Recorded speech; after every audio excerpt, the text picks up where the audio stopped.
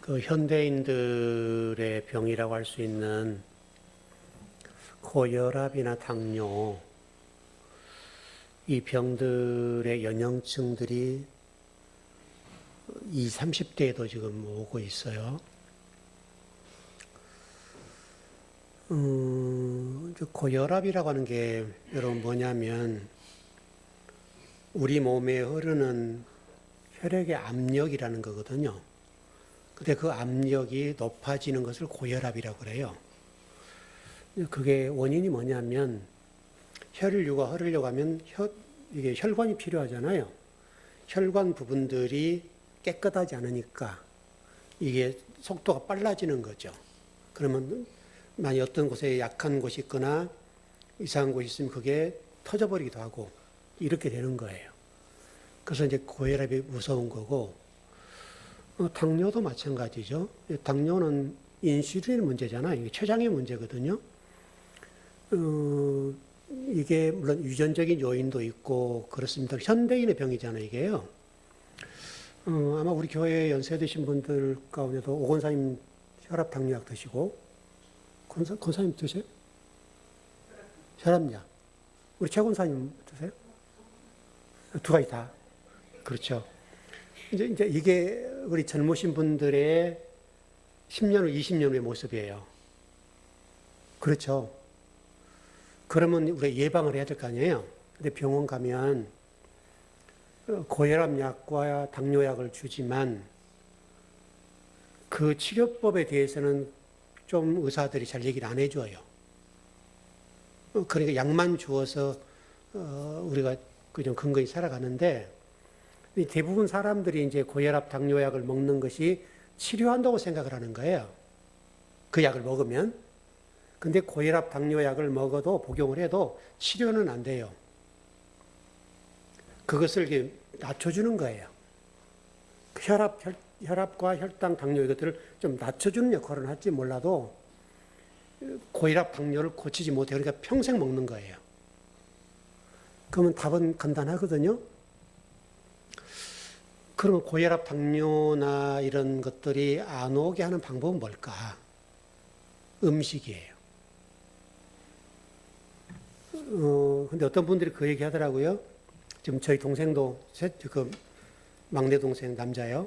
걔도 지금 당뇨 때문에 골머리가 좀 아픈가 봐요. 굉장히 높게 나고 이번에.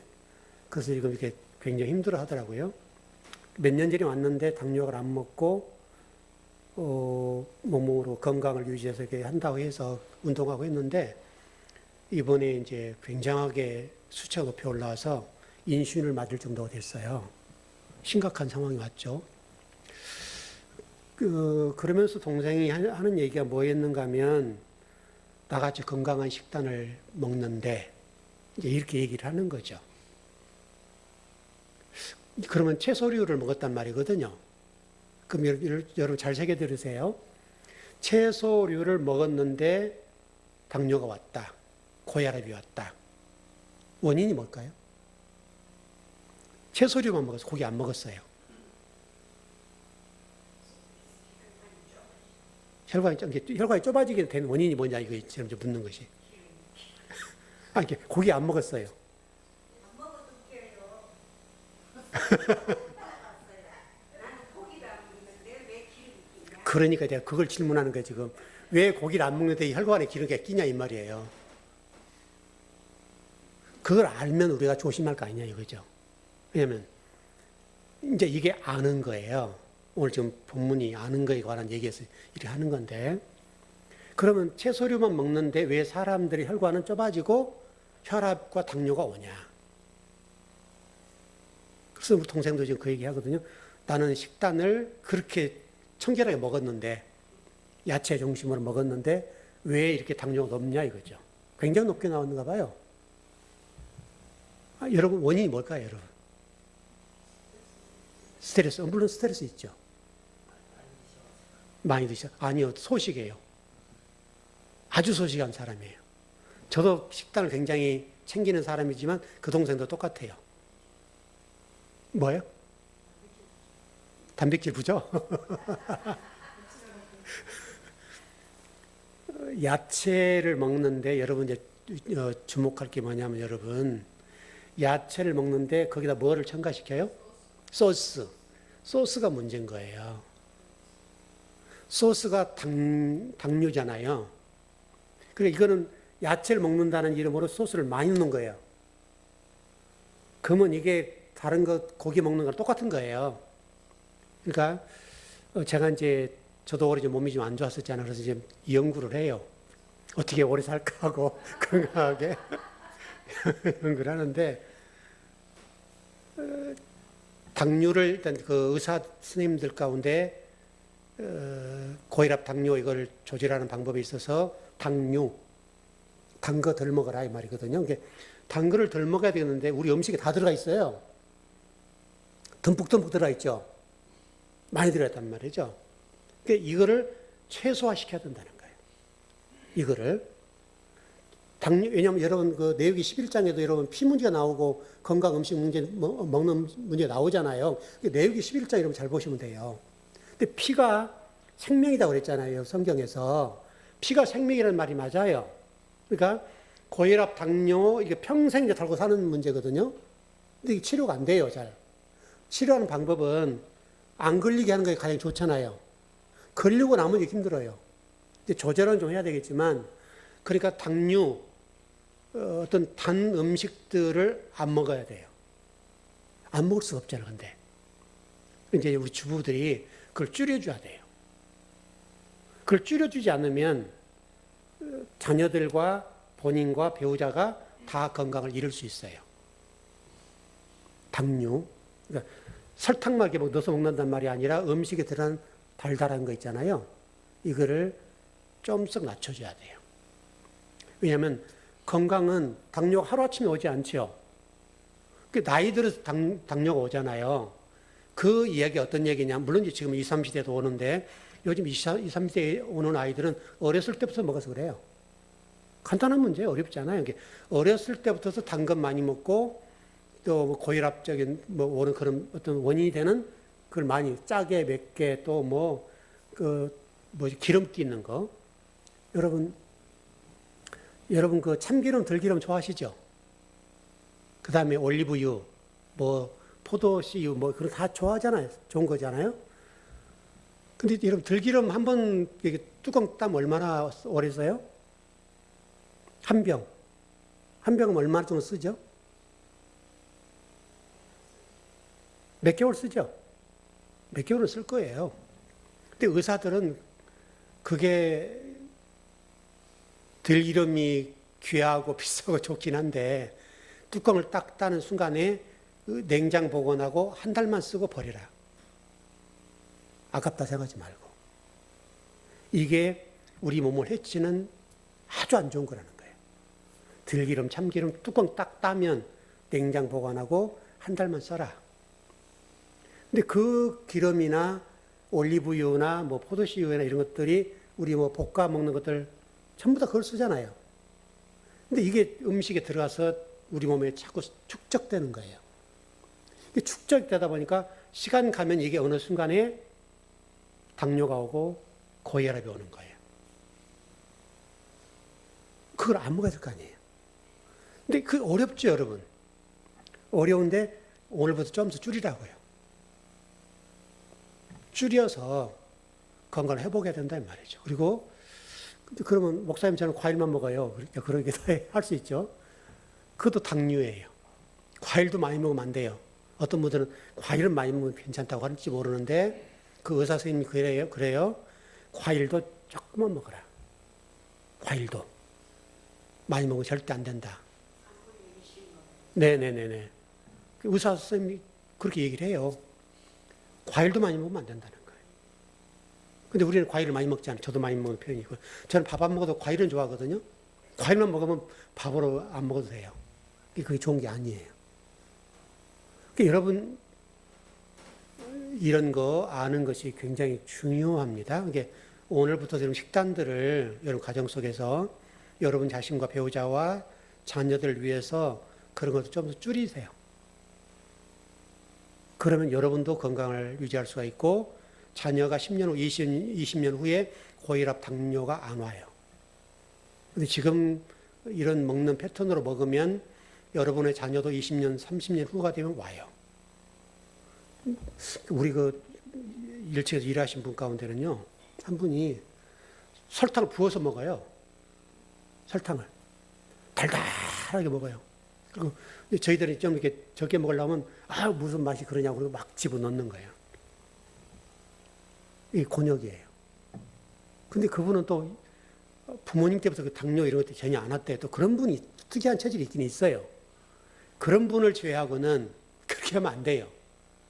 여러분, 이게 지금 오늘 여러분 본문 봐보세요. 오늘 본문에서 안다. 나는 선한 목자라 나는 내 양을 알고 지금 안다는 얘기를 이렇게 하는 거예요. 이게 지금 우리 건강 문제를 얘기했습니다만은 하나님 얘기를 하려고 하는 거예요. 그러니까 하나님을 아는 데 있어서 우리 그리스도인들이 이런 지식적인 수준으로 하나님을 아는 것이 하나님 아는 거냐. 제가 지금 말씀드린 건 지식적인 문제 있잖아요, 앞에. 근데 하나님을 알 때 대부분의 많은 성도들이요, 지식적으로 하나님을 이해하고 알아요. 하나님을. 그걸 헬라어로 기노시스라는 단어, 알다. 이게 기노시스라는 단어예요. 그러니까 이것은 우리가 지금 말씀드렸던 그런 지식적인 하나님. 근데 하나님은 우리에게 어떤 걸 원하냐면 성경에서 이 히브리어로 알다는 단어는요, 야다라는 단어, 야다. 헬라어에서는 기노시스라는 단어로 지식적인 알을 얘기하거든요. 근데 구약 성경에서 알다라는 단어는 야다예요, 야다. 부부 관계. 부부만이 아는 그 관계. 그걸 야다라고 해요. 부부만이 아는 관계. 하나님의 관계가 이 야다 관계예요. 하나님을 아는데 성경은 그러죠. 여호와를 알라, 힘써 여호와를 알라 그러죠. 그럼 이거를 대개는 지식적으로 이해하는 수준에 머물러요. 하나님을 지식적으로는 일단 배워야 되겠죠. 처음에는 배워야 됩니다. 그러나 그 하나님이 내가 만지고 교감하고 서로 이렇게 딱 손뼉을 치는 것처럼 이 상태, 아버지와 나의 관계가 그렇게 친밀도가 있어야 된다. 그걸 성경에서는 야다라고 그래요. 야다. 안다. 지식으로 안다 이런 개념이 아니에요. 그분과 내가 호흡을 같이 하는 거예요. 호흡을. 그래, 이 하나님을 안다는 말이 굉장히 어려운 말이에요, 여러분. 그래서 여러분, 우리 즐거운교회에 속한 성도 여러분들은 하나님을 아시는데 논리적으로 하나님 이런 분이야. 물론 이게 지식은 필요합니다. 그러나 더 중요한 것은 그 단계에 머무르지 말고 한 단계 더 들어가야 돼요. 그러니까 예를 들어서 우리가 의사 선생님들이 고혈압, 당뇨입니다. 약 처방 딱 끝. 요거 우리 병원에 살 수 있어요. 근데 그분들은요, 이 병을 어떻게 치료하라는 말을 안 해요. 그럼 치료하라는 말 하던가요? 절대 안 합니다. 그럼 그분들이 모르냐고요. 아는데 그냥 우리는 그냥 일반 병원 환자에 불과한 거예요. 그냥 이 사람이 내 가족처럼 그렇게 가까운 사이라 된다면 이 고혈압은 약은 드시지만 이건 치료가 안 됩니다. 그러니 고혈압에 대해서 이렇게 하십시오. 이렇게 해줘야 되거든요. 근데 안 해줘요. 그 의사예요. 그럼 내 스스로가 그거를 치료하려고 한다면 고혈압을 어떻게 치료할 것이냐, 당뇨를 어떻게 치료할 것이냐, 그걸 알고 접근해야 된다는 거죠. 하나님도 똑같다고요, 여러분. 하나님도 논리적으로 하나님을 알 수는 있으나 그것을 성경에서는 야다로서 하나님을 안다라고 얘기하지 않고 그건 논리적인 지식이에요. 아까 우리 예배 전에 우리 한 집사님이 저한테 목사님 제가 성경을 읽어보니까 마태복음과 누가복음 족보가 다르던데요. 마태복음에는 짧고 그것도 이렇게 하향식이죠. 그리고 누가복음은 상향식으로 길게 나오고 모르는 사람 많이 나오던데요. 물었단 말이죠. 그래서 조금 설명을 해드렸는데 일전에 한번 공부했었어요. 누가복음에서 그 나온 것은 여러분 이방인 중심의 복음이에요. 마태복음은 유대인 복음이에요. 왕이신 예수님. 이게 사자복음이라 하기도 하고 그래서 마태복음은 그 복음이에요. 그러니까 하향식이에요. 하나님과 우리 관계를 설명하는 거예요. 이렇게. 근데 누가복음 뭐냐면 가난한 자와 나그네와 과부를 가까이 하는 그거 예수님. 다시 설명하면 상향식이라고. 그러니까 상향식이라는 말이 어떤 말이냐면 당시 로마 시대의 철학 사상이에요. 철학 사상이 어떤 사상이었는가 하면 하나님을 논증한다. 논증. 인간의 지식으로 하나님을 이룬 분이다. 라고 착착착착 올라간다는 거예요. 그럼 논증이 돼요? 안 돼요? 결국 안 되는 거예요. 근데 자기들은 그게 가능하다고 보는 거예요. 이게 누가복음이에요.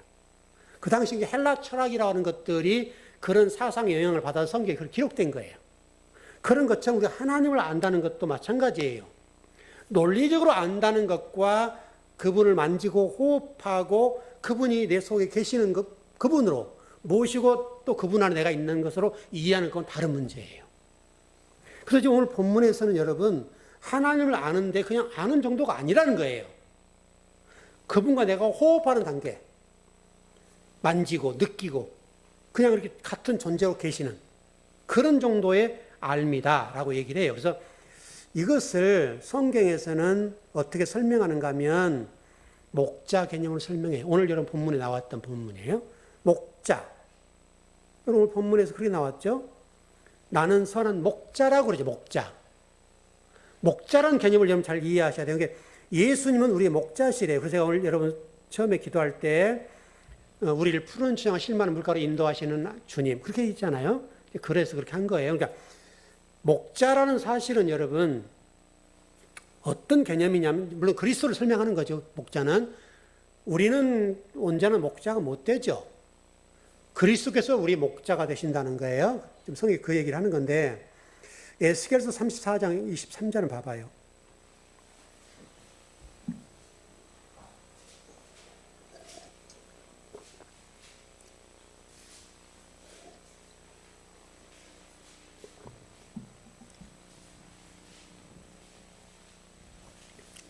(23절) (24절까지) 그냥 볼까요? 에스겔서 34장 23절 24절입니다. 예, 시작. 내가 한 목자를 그들 위에 세워 먹이게 하리니 그는 내 종 다윗이라. 그가 그들을 먹이고 그들의 목자가 될지라. 나 여호와는 그들의 하나님이 되고 내 종 다윗은 그들 중에 왕이 되리라. 나 여호와의 말이니라. 근데 재밌는 것은 여기서 다윗이 목자라고 그러네요.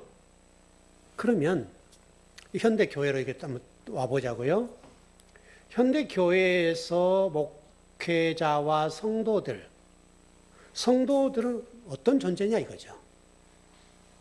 우리 요한복음 지금 오늘 본문의 말씀에서 10장에서 말씀하는 목회자, 성도 이 관계를 얘기하는 거예요.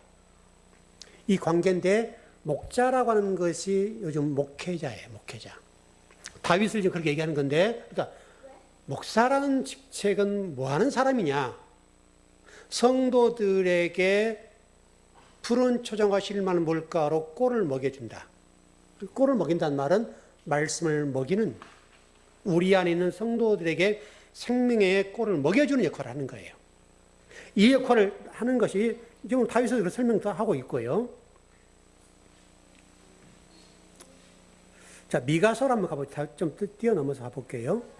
5장 2절 4절이요. 그리스도를 얘기하는 건데 미가서 5장 2절 4절입니다.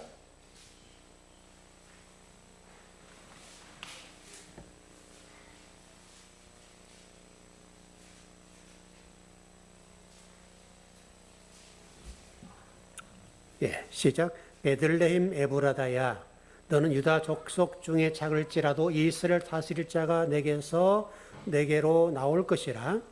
그의 근본은 상고의 영혼에 있느니라. 그러므로 여인이 해산하기까지 그들을 붙여두시겠고 그 후에는 그의 형제 가운데에 남은 자가 이스라엘 자손에게로 돌아오리니 그가 여호와의 능력과 그의 하나님 여호와의 이름의 의지하고 서서 목축하니 그들이 거주할 것이라. 이제 그가 창자의 땅 끝까지 미치리라. 다 그리스도에 관한 예언이죠. 성경에서 말하는 목자라고 하는 개념은 그리스도를 얘기한다 이거예요. 그리스도. 그래서 신약에서는 바로 이 부분 그리스도가 베들레헴에 난다. 지금 이렇게 하는 거 오늘 지금 미가서 5장의 말씀이 그렇게 이루어지는 것들이죠. 여기 좀 하나 좀 긴데 한번 여기 하나 읽어보죠. 민수기 27장입니다. 그리스도에 관한 예언이어서 보겠습니다. 민수기 27장 15절에서 20절이네요.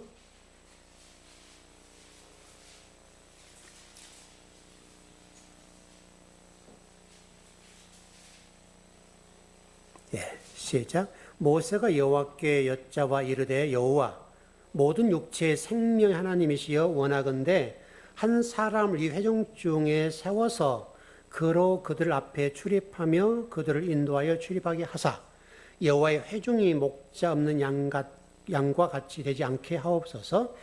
여호와께서 모세에게 이르시되 눈의 아들 여호수아는 그 안에 영이 머무는 자니 너는 데려다가 그 안에 안수하고 그를 제사장 엘르아살과 온 회중 앞에 세우고 그들의 목전에서 그에게 위탁하여 내 존재를 그에게 돌려 이스라엘 자손의 온 회중을 그에게 복종하게 하라. 여기 지금 여호수아가 나오죠. 여러분 18절에 바로 여호수아라는 단어 자체가 여러분 신약 시대로는 예수아예요. 예수아. 여기 지금 우리가 번역본으로는 여호수아인데 어떤 히브리어는 예수아. 그래서 여러분 제가 일전에 모세는 가나안 땅 못 들어갔다 이 문제 가지고 논쟁이 많았잖아요. 우리 신학적으로. 그래서 제가 여러분 명쾌하게 설명을 드렸어요. 모세는 들어갈 수가 없다. 그리고 실질적으로 또 가나안 땅이라고 하는 것이 장소적인 개념도 아니다. 이 말씀 드린 기억이 나죠? 여호수아는 들어가는데 왜 모세는 못 들어가는가? 모세는 들어가면 안 된다 이거예요. 왜? 여호수아라는 단어 자체가 예수님이기 때문에 그래요. 가나안 땅이라고 하는 것은 바로 여호수아만 들어갈 수 있지 모세는 못 들어가고 실제로 광야에서 모세는 이미 천국이 되었다. 진리가 되었다. 그러니 안 가도 상관없다. 왜냐하면 천국이라는 개념은 장소 문제가 아니다. 지금도 많은 우리 교회와 신학자들, 목회자들이 성도들에게 천국을 설명할 때 천국은 저기 죽어서 가는 곳 이렇게 설명을 많이 하죠. 대부분 다 그렇게 해요. 그게 가나안 땅 이해가 좀 잘못돼서 그래요. 가나안 땅이라고 하는 것은 여러분 장소적인 개념이 아니에요. 땅으로 얘기하면 가나안 땅은 들어갔던 건 사실이지만 그 땅에 들어갔던 것은 장소를 얘기하는 게 아니에요, 여러분.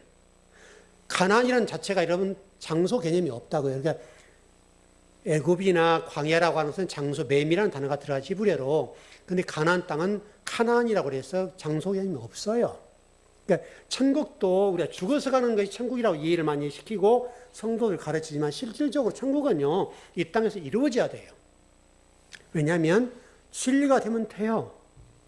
진리가 되어버리면 천국을 임한다고. 그래서 지난 제가 금요일 날 말씀을 드렸잖아요. 그런 거. 예를 들어서 여러분 인생을 살다 보면 팍팍할 때가 많잖아요. 힘들 때 많죠. 답답할 때 많고 문제가 생길 때마다 고민이 되고 해결이 안 돼서 어쩔까 참 못 이룰 때 많잖아요.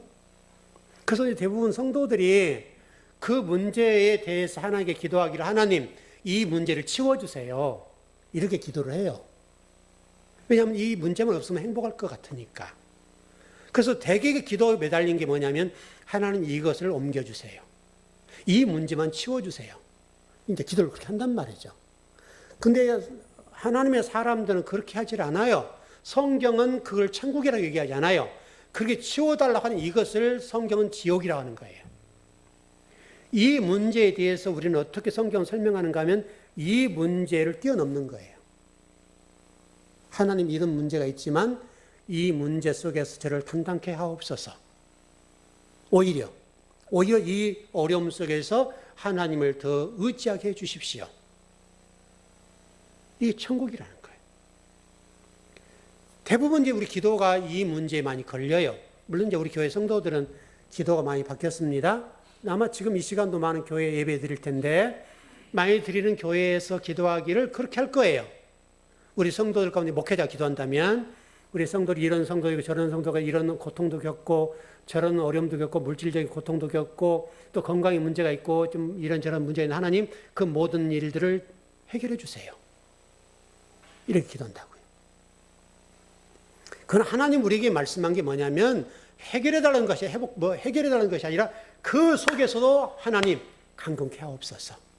그리고 오히려 그것을 극복해서 더 앞으로 전진하게 해 주십시오. 이게 기도인 거예요. 여러분, 그게 천국이라고요. 그러니까 여러분, 예수와 가나안 땅 제가 얘기하다 그런 말씀드렸는데, 모세가 가나안 땅 들어왔냐 안 들어왔냐 문제는 중요한 문제가 아니에요. 그러니까 이 천국론의 문제가, 종말론의 문제가 잘못 정리되니까 이 어떤 모세 문제 가지고 많은 신학자들, 목회자들 사이에 논쟁을 해요.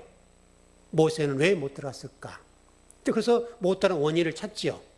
한번 이제 그래서 결론은 어떻게 맺어요? 하나님 모세에게 돌에 명령하라고 말씀하신 물 반석 내라고 하는 거, 반석을 이게 명하라 했을 때 모세가 이스라엘 백성이 말 안 들으니까 반석을 그냥 지팡이를 두드려 패서가지고 하나님 말씀을 거역했기 때문에 가나안 땅 못 갔다. 그렇게 설명을 하는 거예요. 여러분, 만일에 그런 논리라 한다면 우리가 이렇게 접근해 봐야죠. 그러면 이 땅에 존재하는 성도들 가운데, 신앙생활하는 성도들 가운데 천국 갈 사람 있어요, 없어요? 한 사람도 없어요. 왜 못 가요? 하나님 말씀 우리는 10번, 20번도 어기고 100번도 어기거든요.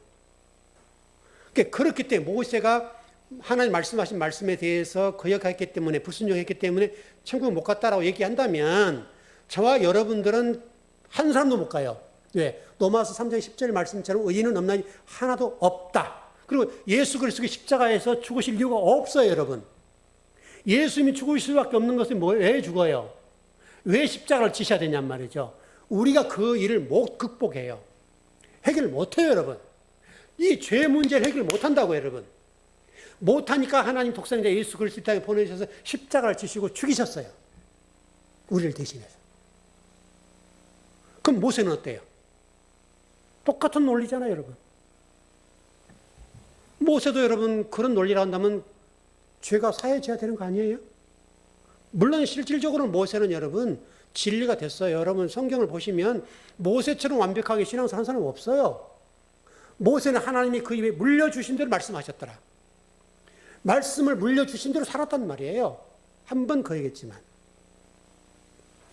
우리는 그걸 놓쳐요. 그 하나의 잘못, 말씀을 불순종한 그 문제. 근데 여러분 모세가 어지간해서 그렇게 했어요? 백성들이 매일 여러분 죽어나 40년 동안 죽어나갔잖아요. 또 내일 가면 또 원망하고 불평하고 또 불순종해요. 모세가 여러분 생각해 보시면 지도자인데 매일 수백 명씩 죽어나가는데 그 시체 치료하는, 처리하는 데만 힘들었을 거 아니에요. 그래도 또 오늘 내일 되면 또 원망하고 불평하고 또 거역하고 하나님 말씀 꼭 그랬단 말이죠. 여러분 같으면 화 안 나겠어요? 우리들 같았으면 여러분 이스라엘 백성들 모세처럼 하지 않았을 거예요.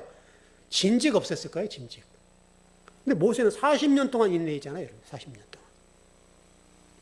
그런 모세에 대해서 그 하나님 말씀 불순종했기 때문에 지옥 가고 가나안 땅 못 갔다라고 딱 해버리면 우리 가운데 천국 갈 사람 단 한 사람도 없어요.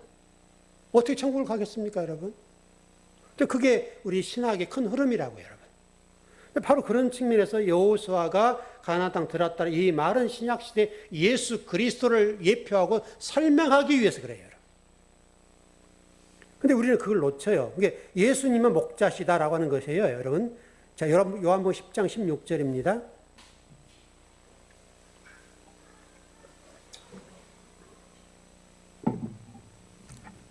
네, 시작. 또 이 우리에 들지 아니한 다른 양들이 내게 있어 내가 인도하여야 할 터이니 그들도 내 음성을 듣고 한 무리가 되어 한 목자에게 있으리라.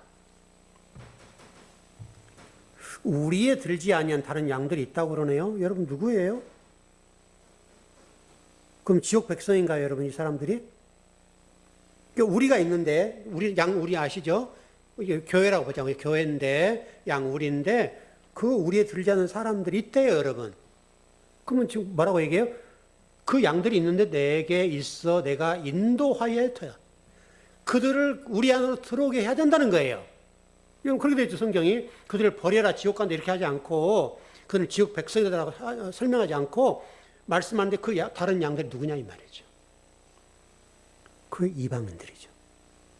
여러분 지금 우리가 교회 다니니까 그렇지 우리도 원래 이방인이죠. 원래 우리는 헬라인과 같은 이방인들이에요. 여러분 로마서 1장 16절 한번 가봐요.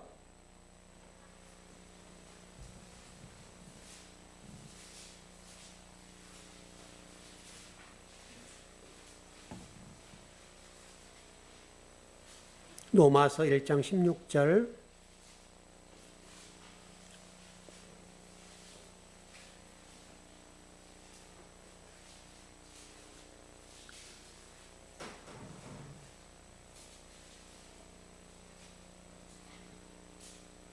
시작. 내가 복음을 부끄러워하지 아니하노니 이 복음은 모두 믿는 자에게 구원을 주신 하나님의 능력이 됨이라. 먼저는 유대인에게요, 그리고 헬라인에게로다. 유대인이란 말은 우리 안에 있는 양들, 그런 말이고요. 헬라인이란 말은 우리 밖에 있는 헬라인, 즉 이방인들 얘기하는 거예요. 우리 밖에. 에베소서 2장 11절, 18절에 지네요. 읽어야 되나? 일단 에베소 2장으로 한번 가보시죠.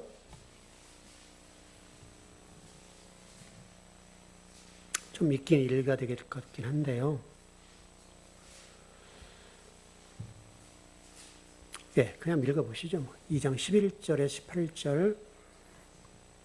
시작. 그러므로 생각하라. 너희는 그때 육체로는 이방인이요 손으로 육체에 행한 할례를 받은 무리라. 칭하는 자들에게로부터 할례를 받지 아니한 무리라. 칭함을 받은 자들이라. 그때에 너희는 그리스도 밖에 있었고 이스라엘 나라 밖의 사람이라. 약속의 언약들에 대하여는 외인이요 세상에서 소망이 없고 하나님도 없는 자이더니 이제는 전에 멀리 있던 너희가 그리스도 예수 안에서 그리스도 피로 가까워졌느니라. 그는 우리의 화평이신지라. 둘로 하나를 만들자. 원수된 것 곧 중간에 막힌 담을 자기 육체로 허시고 법조문으로 된 계명의 율법을 폐하셨으니 이는 이 둘로 자기 안에서 한 세 사람을 지어 화평하게 하시고 또 십자가로 이 둘을 한 몸으로 하나님과 화목하게 하려 하심이라. 원수된 것을 십자가로 소멸하시고 또 오셔서 먼 데 있는 너희에게 평안을 전하시고 가까운 데 있는 자들에게 평안을 전하셨으니 이는 그로 말미암아 우리 둘이 한 성령 안에서 아버지께 나아감을 얻게 하려 하심이라. 우리 밖에는 이방인 얘기를 쭉 설명하는 거죠. 다 그래요. 똑같은 말씀이에요. 우리 밖에서 우리가 지금 그런 사람들이라는 거예요. 그냥 복음이라는 게 뭐냐면 좀 정리를 해보십시다. 복음이란 유대인과 이방인이 하나 되는 거예요. 그래서 여러분 출애굽기 19장에서 그랬죠. 그 3절 이하에서도 유대인들, 이방인, 이스라엘 백성들로 하여금 어떻게 된다고요? 세상에 나가서 제사장 역할을 해가지고 온 세상에 복음을 전해주어라. 그리고 그들을 하나님의 백성 만들어라. 그랬죠, 여러분. 출애굽기 19장에 보면 그렇게 됐어요. 그래요. 그러니까 여러분 예를 들어보자면 지금 여러분 가자지구 팔레스타인 사람들을 유대인들이 인종 청소를 하잖아요. 그러니까 유대인들이 히브리어를 보고 능통하게 말을 하는 사람들인데 저는 이제 그게 좀 답답한 거예요. 저같이 히브리어를 잘 모르고 그냥 노력파잖아요, 노력파. 근데 그들은 히브리어를 보면 알고 언어로 사용하는 사람들인데 성경을 또 보고 있잖아요. 근데 그 가자지구의 팔레스타인 사람들에 대해서 무자비하게 죽이거든요. 근데 원래는 성경이 그렇게 되면 안 되죠, 여러분. 유대인들이 원래 출애굽기 말씀처럼 보더라도 이방 사람들에 대해서 그렇게 대하면 안 되거든요. 그리고 실질적으로 여러분 팔레스타인 사람들이 원래 그 이스라엘 땅이 팔레스타인 사람들 땅 아니었어요? 2000년 동안 그들이 지배했던 땅이에요. 근데 그들이 어느 날 갑자기 이제 디아스포라 2000년 살다가 돌아와가지고 땅 내놔 했던 상황이잖아요. 그래서 땅을 달라서 밀려난 거잖아요, 여러분. 밀려나면 수 없는 핍박을 당하고 죽임을 당하고 지금 먼저 그것 때문에 갈등을 하는 거예요, 사실은. 원래 우리 땅인데 왜 자꾸 그래? 이렇게 하는 거고. 이스라엘은 하나님 줬어. 이렇게 하는 거고. 그 차이예요. 근데 여러분, 팔레스타인 사람들에 의해서 자비와 그리스도의 정신과 하나님의 사랑이 있다 한다면, 근데 예수님 안 믿으니까 하나님 사랑이 있고 성경을 조금만 안다면 그들을 그렇게 대하면 안 되죠, 여러분. 근데 성경을 그렇게도 잘하는 사람들이 그런 걸 보면 성경을 모르는 거죠, 여러분. 히브리어를 보고 알고 말하는 사람들이 왜 그럴까요, 여러분? 저는 그게 좀 이해가 안 되는 거예요. 그래서 그 사람들은 성경을 진짜 모르구나. 그게 답답한 거죠. 여러분 요한복음 10장 16절입니다.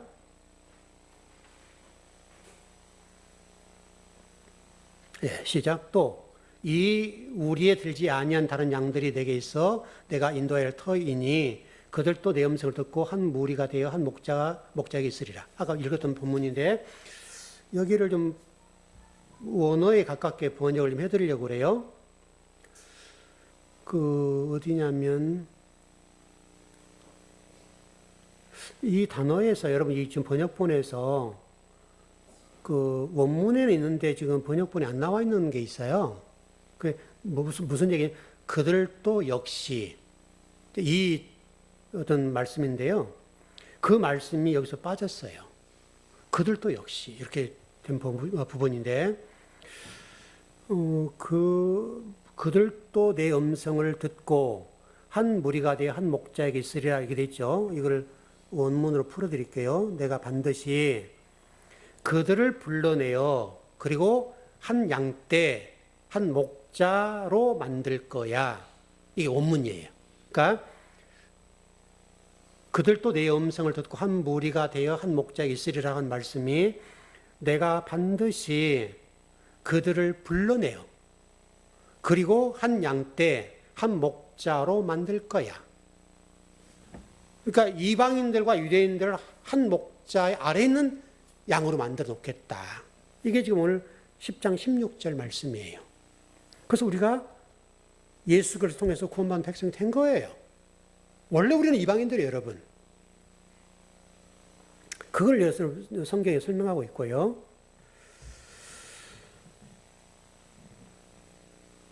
여기 좀 재밌는 단어가 있네. 목자라는 단어가 나왔죠.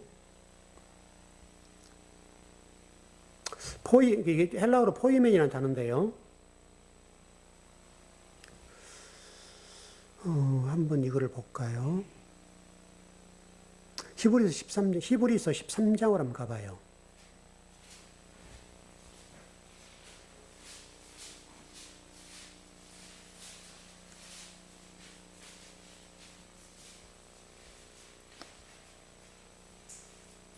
(13장) 20절 21절.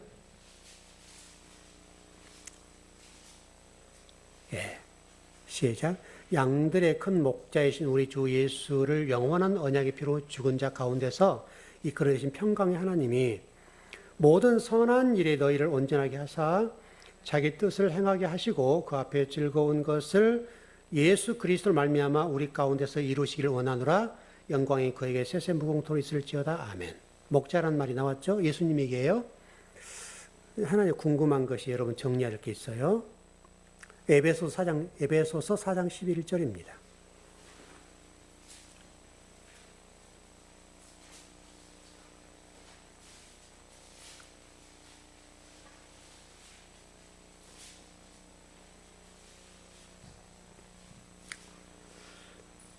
에베소서 4장 11절.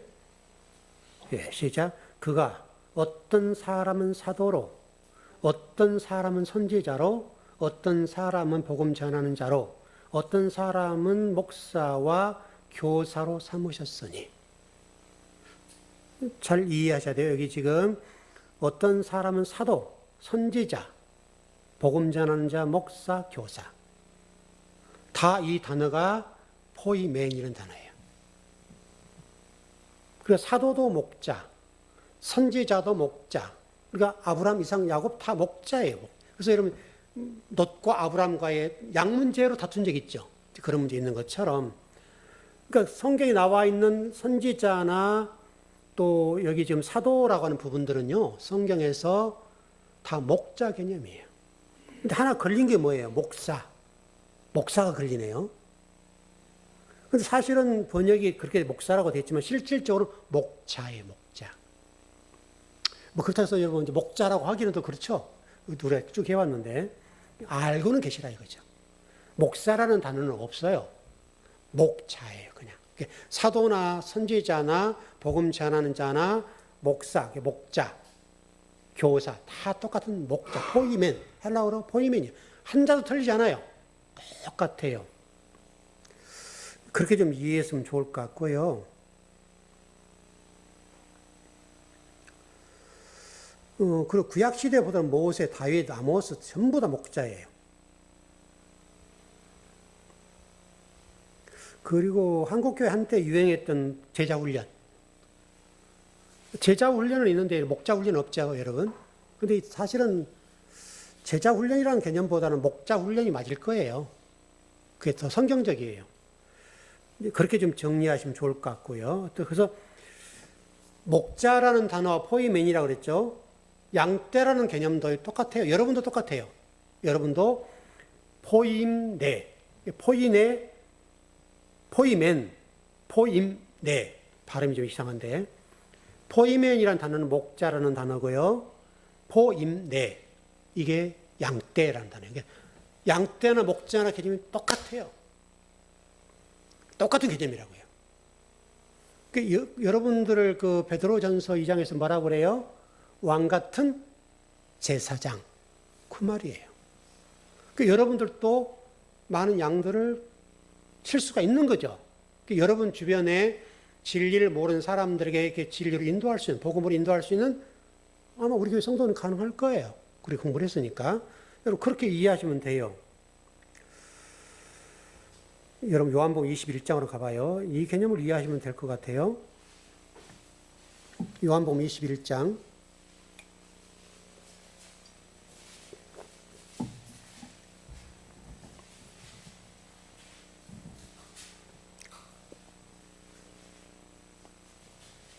15절 17절입니다. 15절에서 17절. 유명한 본문이죠, 여러분. 예, 시작. 그들이 조반 먹은 후에 예수께서 시몬 베드로에게 이르시되 요한의 아들 시몬아 네가 이 사람들보다 나를 더 사랑하느냐 하시니 이르되 주님 그러하나이다. 내가 주님을 사랑하는 줄 주님께서 아시나이다. 이르시되 내 어린 양을 먹이라 하시고 또 두 번째 이르시되 요한의 아들 시몬아 네가 나를 사랑하느냐 하시니 이르되 주님 그러하나이다. 내가 주님을 사랑하는 줄 주님께서 아시나이다. 이르시되 내 양을 치라 하시고 세 번째 이르시되 요한의 아들 시몬아 네가 나를 사랑하느냐 하시니 주께서 세 번째 네가 나를 사랑하느냐 하심으로 베드로가 근심하여 이르되 주님 모든 것을 아시오매 내가 주님을 사랑하는 줄을 주님께서 아시나이다. 주님께서 이르시되 내 양을 먹이라. 여러분 설명 안 해도 아는 본문이죠. 세 번을 베드로에게 예수님 질문해요. 네나 사랑해? 첫 번째 하고 예, 사랑하죠. 했으면 끝나면 되는데 예수님께서 또 묻고 또 세 번을 물었어요. 그러니까 베드로 그 17절에 근심했다고 하는데 그게 예수님 느끼는 이 강도라고 표현하면 어떻게 합니까? 사랑에 그게 좀 온도차가 있었던 모양이에요. 그래서 지금 베드로에 계속 물었던 상황인데 베드로가 세 번 물으니까 예수님께서 근심했다 이거죠. 그때 예수님께 말씀한 게 뭐예요? 내 양을 먹이라. 바로 지금 베드로에게 내 양을 먹이라. 여러분 잘 보세요. 글자를. 내 양. 내 양이라는 단어가 여러분 보세요. 누구 양이라는 거예요? 베드로 양이에요? 예수님 양이에요? 예수님 양이에요. 이게 지금 저는 우리 한국 기독교의 큰 메시지라고 봐요.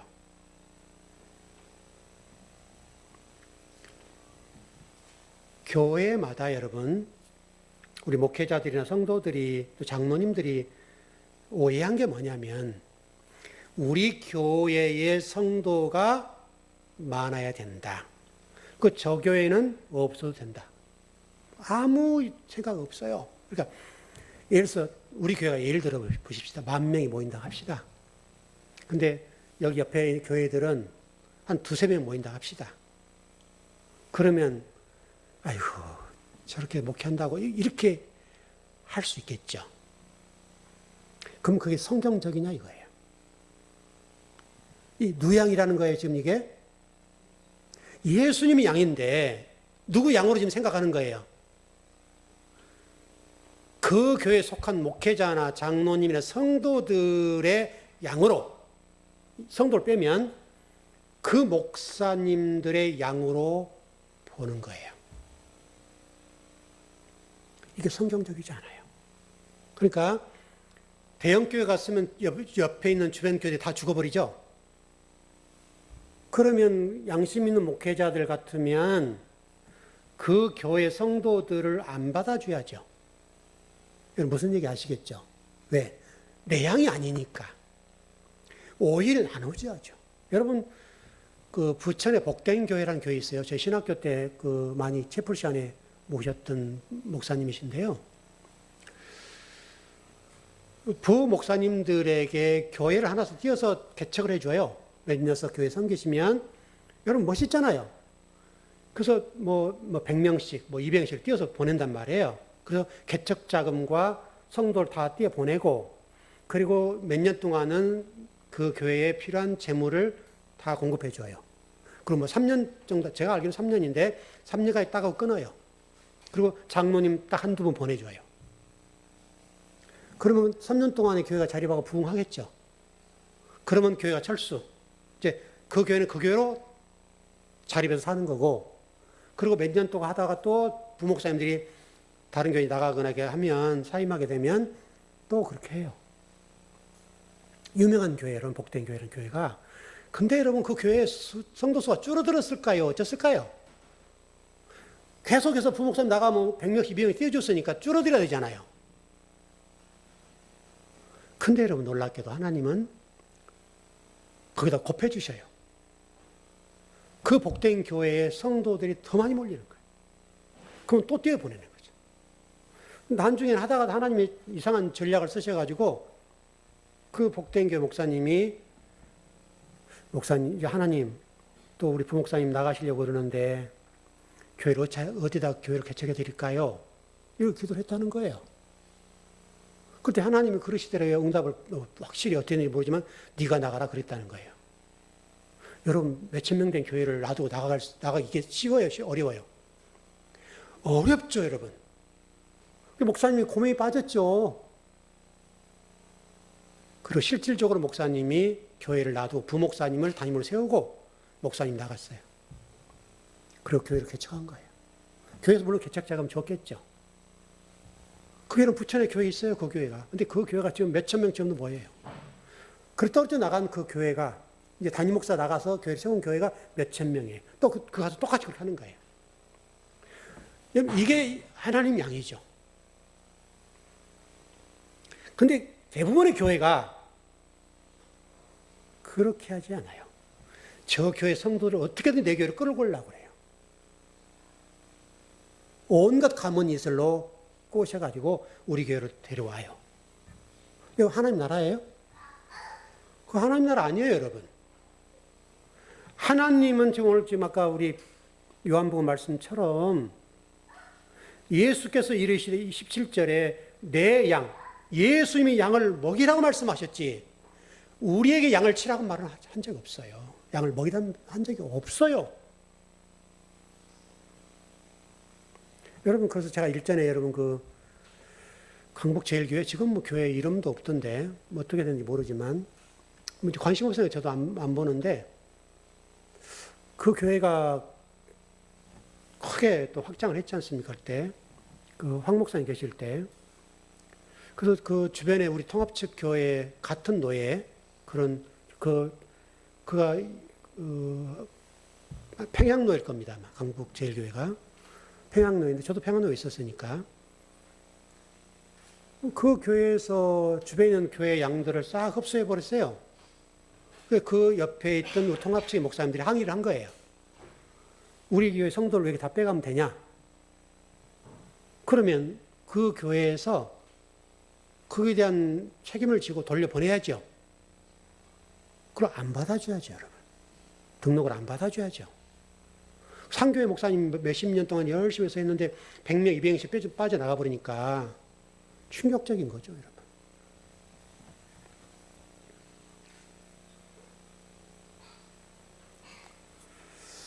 우리 목회자들이 빠지기 쉬운, 또 우리 장로님들이 빠지기 쉬운 흔한 얘기가 이 부분이에요. 내 교회가 몇만 명 모이는 게 중요한 게 아니에요. 주변에 있는 모든 교회가 동일하게 선교가 확장되는 거, 주변의 교회도 같이 성장하는 거, 이게 하나님의 생각이에요. 근데 그렇게 하지 못하는 이유는 성도들이 내 양으로 착각을 하기 때문에 그래요. 하나님은 그렇게 생각 안 하세요. 그러니까 우리가 지금 이 제목을 보세요, 여러분. 하나의 이름, 하나의 양떼, 하나의 목자 이렇게 잡았잖아요. 이게 지금 우리 한국 교회의 메시지예요. 이 제목 자체가. 앞으로 우리 교회 미래가 또 우리 교회에서 또 목회자가 나올지는 모르겠습니다만은 나오더라도 하나님의 양을 먹였으면 좋겠어요. 내 양이어서는 안 돼요. 목회자 양이 아니에요, 여러분. 그래서 예수님께서 힘주어 말씀하시기를 내 양을 먹이라 이렇게 말씀하셨습니다. 우리가 이거를 안다면 한국 교회가 더 건강해지겠죠. 그런데 분명한 것은 이것은 현재 한국 교회에서 이루어지지 않는 일들이에요. 몇몇 분만 그렇게 해요. 몇몇 분만. 하나님의 그분들은 그렇게 복을 주세요. 또 아마 이제 그분은 은퇴하셨을 겁니다. 지금은. 그래서 부천 참된교회 이름이 참된교회네요. 그 교회 목사님은 그렇게 하셨어요. 여러분 생각을 해보세요. 담임 목사님에게 너 나가라 하면 나가겠어요, 여러분? 몇천 명의 성도를 두고 나갈 수 있냔 말이죠. 쉽지 않아요, 여러분. 하나님 방법이 그렇다 이거죠. 여러분 그걸 이해하면 하나님과 우리 이거 잘 이해하실 것 같아요. 오늘 본문 전체를 좀 정리합니다. 여러분께서 하나님을 그동안 하나님에 대해서 성경에 대해서 저를 통해서 말씀 많이 먹으셨는데 이제 그 말씀이 지식에서 그분과 내가 이렇게 서로 하나가 되고 만지고 호흡하고 그분이 내가 되고 내가 그분이 되는 그런 단계까지 올라갔으면 좋겠어요. 그러면 정말 여러분 신앙생활이 행복할 거예요. 정말 신앙생활이 그냥 좋은 거예요. 그냥 힘들어도 힘든 것을 모르고 그냥 기쁨으로 가득 찰 수가 있어요. 우리의 즐거운 성도들에게 그 복이 넘치길 바랍니다. 기도하겠습니다.